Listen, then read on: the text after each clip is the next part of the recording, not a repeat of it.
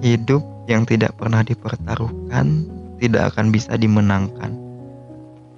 Kata-kata itu kusimpulkan dari series pertaruhan yang baru-baru ini kusaksikan. Hai, apa kabar? Gimana harinya? Kuharap baik-baik saja ya. Sekarang ini aku merasa epic banget karena melihat ending dari film Pertaruhan, di mana karakter favoritku memenangkan perang melawan Tony dan antek-anteknya. Mungkin cerita kali ini agak beda dari biasanya, karena cerita kali ini terinspirasi dari film yang kulihat baru-baru ini, dan kedepannya mungkin bakalan ada cerita tentang pengalamanku setelah menonton film. Udahlah, tanpa basa-basi lagi, mari kita mulai ceritanya. Bersama aku, Rizky, menemani kalian mengudara dengan sebuah cerita yang semoga ada maknanya. Pertaruhan merupakan series yang baru-baru ini kutonton. Meskipun series ini sudah rilis 1 tahun yang lalu, tapi masih layak sekali untuk ditonton pada tahun ini.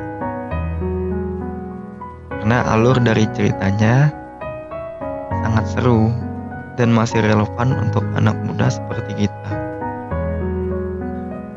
Terlepas dari sisi negatif yang ada, film ini wajib banget ditonton bagi laki-laki yang rela mati demi keluarganya, agar dapat mengerti arti tanggung jawab yang sebenarnya.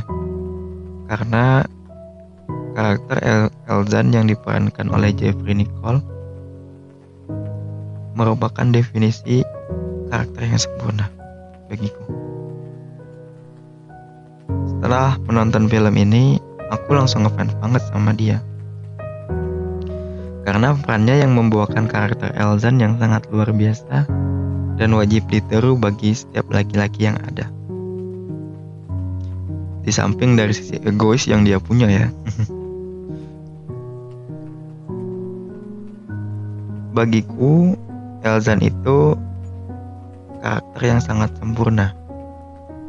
Mulai dari sikapnya, tingkah lakunya, kepribadiannya, moralnya, tubuhnya, wajahnya. Mungkin yang kurang dari dia, mungkin tidak ada Tuhan di dalam dirinya. Itu aja sih yang kurang mungkin bagiku. Tapi dari samping itu, Elzan itu perfect banget. Dia anak ketiga dari 4 bersaudara, dan dia sekarang memikul tanggung jawab besar sebagai anak tertua. Dia hanya punya adik satu yang bernama Ica, yang telah jadi preman pasar. Sedangkan 2 kakaknya itu nggak tahu kemana. Elzan itu memikul tanggung jawab yang besar. Dia juga sekaligus kakak dan sekaligus kepala rumah tangga dari keluarganya.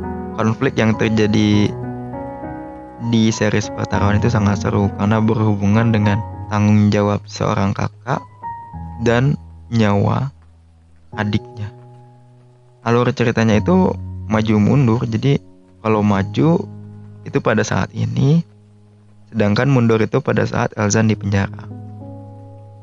Pada saat Elzan di penjara, dia itu banyak belajar dari senior-seniornya di sana. Dimana kalau kita nggak bisa bertahan, kita mati. Kalau kita nggak bisa bertarung, kita mati dibully. Akhirnya Elzan belajar bertarung di penjara. Dan setelah keluar pun dia menjadi petarung juga di luar sana. Jadi dia itu emang petarung sih. Emang sudah, dia bertarung itu demi uang, untuk membayar cicilan rumahnya yang diajukan oleh adiknya. Karena pada saat keluar dari penjara, Elzan tetap menjadi petarung dan dia menjadi petarung bukan untuk bertahan, tapi untuk mencari uang dan membayar tagihan bank yang diajukan oleh adiknya. Jadi ceritanya adiknya itu Ical mengajukan sertifikat rumah ke bank demi untuk membeli obat ayahnya pada saat itu. Dia ayahnya itu sakit, Ical nggak punya uang untuk beli obat, akhirnya mengajukan aja sertifikatnya. Setelah bapak mereka meninggal, akhirnya Ical nggak tahu kemana. Ceritanya Ical nggak tahu kemana dan Elzan sudah harus menanggung itu semua. Setelah dia keluar dari penjara, tahu-tahu rumahnya udah ada tulisan pelang bank gitu. Dia keluar dari penjara itu bukannya mengurangi masalah ya, tapi malah nambah masalah baru yang bahkan tidak sama sekali dia buat gitu. Kadang kita masalah yang kita buat sendiri aja itu gak mau nyelesainnya. Kadang kita malah menyalahkan orang lain, menyalahkan dan mulai playing victim terus gitu, blaming orang lain terus. Kembali ke cerita, Elzan akhirnya kerja dan bertarung demi uang untuk membayar tagihan itu. Sementara Ical nggak tahu kemana. Elzan berjuang sendirian. Dan Elzan juga harus bertanggung jawab kepada kakak iparnya dan keponakannya. Karena Ibra dulu atau kakak tertuanya itu memberikan amanah sebelum dia meninggal kepada Elzan, yaitu tolong jaga Jamila atau pacarnya pada saat itu. Elzan sangat berpegang teguh kepada pendiriannya dan dia sangat menghormatin kakak-kakaknya. Elzan itu sangat bertanggung jawab pada omongannya. Dia sangat menghormatin kakak-kakaknya yang telah tiada. Akhirnya Elzan memikul beban itu sendirian, gak ada yang nemenin. Beberapa konflik terjadi, Elzan sendiri yang akhirnya bisa menyelesaikan masalah itu. Dan harus bertaruh nyawa antara dia yang mati atau semuanya selesai, semuanya beres. Cerita ini sangat seru banget. Aku gak bisa nyeritain sepenuhnya sih, karena aku aja masih terbawa suasana gitu. Bagaimana Elzan melawan itu semua secara sendirian. Ya lambat laut Elzan mampulah menyelesaikan masalah itu. Akhirnya dia bertemu dengan adiknya. Meskipun pada saat pertama kali mereka ketemu, Ical itu sangat gak mempedulikan kakaknya, gak mempedulikan abangnya sama sekali. Dan Ical juga punya masalahnya sendiri, Elzan punya masalahnya. Mereka itu kayak masing-masing, tapi di dalam hatinya mereka berdua itu sangat ingin bertemu. Cuman rasa ego masing-masing itu menghalangi segalanya. Tapi Elzan udah mulai membuka diri. Dia sempat mencari keberadaan Ical dan dia bertemu dengan Ical, meskipun Icalnya yang belum membuka gitu. Dari pelajaran kali ini, Ical itu punya karakter yang keras. Elzan juga keras. Ibaratnya batu ketemu batu yang gak akan cair. Jadi harus ada orang yang jadi air dulu.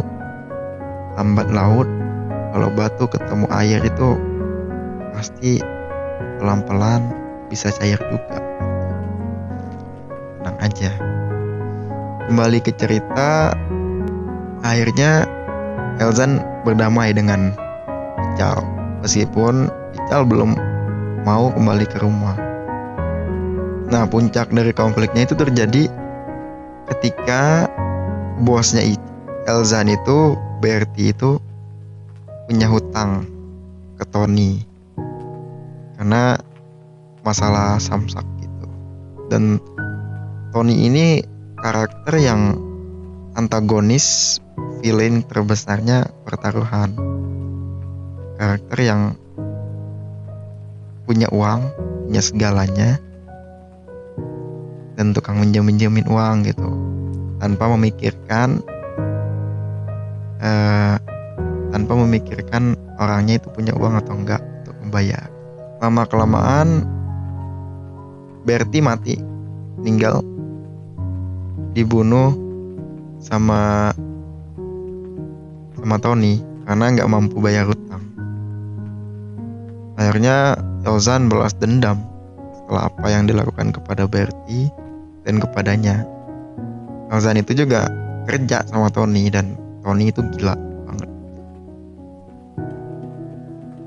Belum lagi Elzan juga butuh uang untuk membayar tagihan rumah. Akhirnya Elzan balas dendam pada Tony dengan perang melawan dia. Elzan beberapa kali kalah. Dia hampir dibakar sama temennya Rio karena ngambil uangnya gitu. Ngelang uangnya, hampir mau mati dia. Temennya mati, dibunuh sama Tony karena sama-sama curi uang gitu. Akhirnya setelah apa yang dilakukan Tony kepada Elzan, dia mulai membalas dendam sama Ichab. Mereka berdua masuk ke markas Tony dan menghabisin semua pasukannya. Kayak itu. Jadi garis besar ceritanya itu mungkin gak kayak gini. Kalau teman-teman mau lihat aslinya itu tonton aja di aplikasi video, pasti seru banget lah. Akhirnya